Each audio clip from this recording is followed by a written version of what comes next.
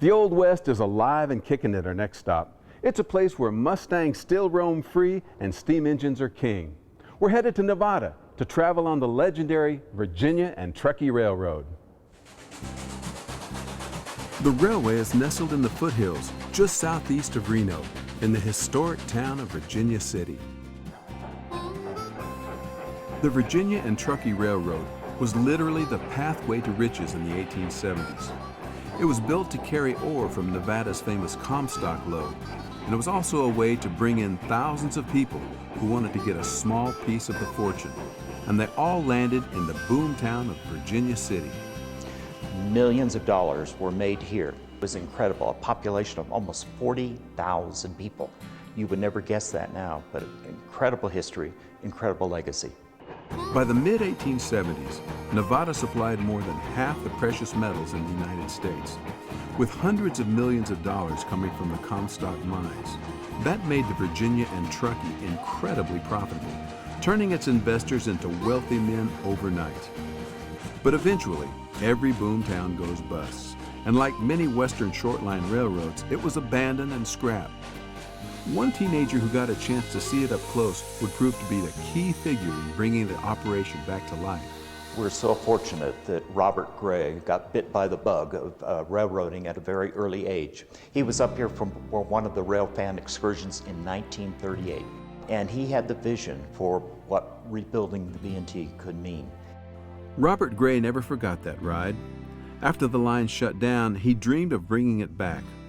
1965, after the rails had been torn up, he came up to Virginia City and they saw that they could rebuild this railroad. The property hadn't been built on. And July 2nd of 1976, he ran his first steam trains up here. The repacking that you and Tim did on number 4 held up with the new spring cushion, and it wicks up oil really well.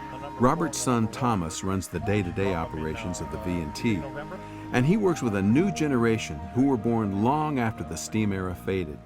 The original people that worked on the steam engines, they're gone, and we're the third generation. I'm the second generation. The young guys are the third generation of people that operate these antique machines and keep them running.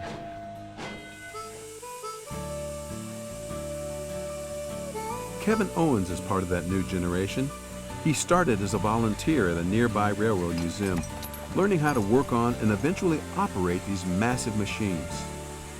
We're running the locomotive exactly how it was run 98 years ago when it was built. These old iron horses have a way of working into the souls of the people who operate them. You gotta love these machines, otherwise they'll tear you apart. They're so demanding and labor intensive, and they try your patience every day. But every day it's like a person. Every day there's something new. They're in a good mood, they're in a bad mood. You can talk to a steamman, you really can. About 80,000 people ride the V&T each year. They get an up-close look at the mining operations in the towns that grew, prospered, and then petered out. I couldn't help but think of what it was like for the people 100 years ago, going from where we came from, Carson City, up to Virginia City, bringing their families, maybe starting a new life. A trip on the V&T gives you a feel for what this landscape must have looked like, greeting those first passengers more than a century ago, including the wild Mustangs which still roam free today. They're pretty comfortable when the train goes by. They'll run alongside a long times, but the train doesn't spook them. It's kind of their friend, and we'll slow down, and everybody can take a picture when we go by, and it's pretty nice to watch the horses interact in the mountains.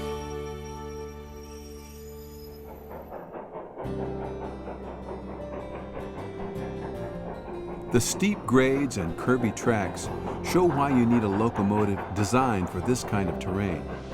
Under a full load, number 29 has a distinctive bark. Well, the 29 is a logging locomotive built in 1916, just prior to World War I. It's a slow-speed, heavy hauling locomotive, and it's good for the mountains up here.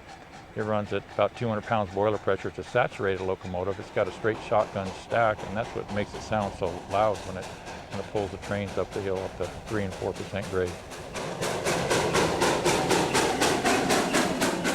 It's like a time machine. You get on and you see it coming, you hear it coming, you see the steam being ejected, there's black smoke coming out of the smokestack. It's just something that's so special.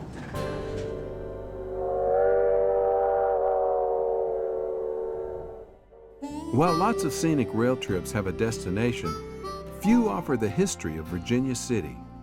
A lot of the buildings still conform to exactly the way they were back in the late 1800s, and we take pride in that, so that folks can just come here, dress up in costume if they want, and step back in time.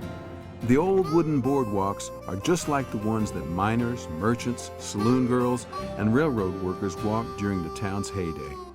For 80 years, the V&T was a very important part of Western Nevada, and now with its rebirth, it brings people back, all kinds of folks who rediscover what the Comstock and Virginia City is all about. The two are inextricably tied together.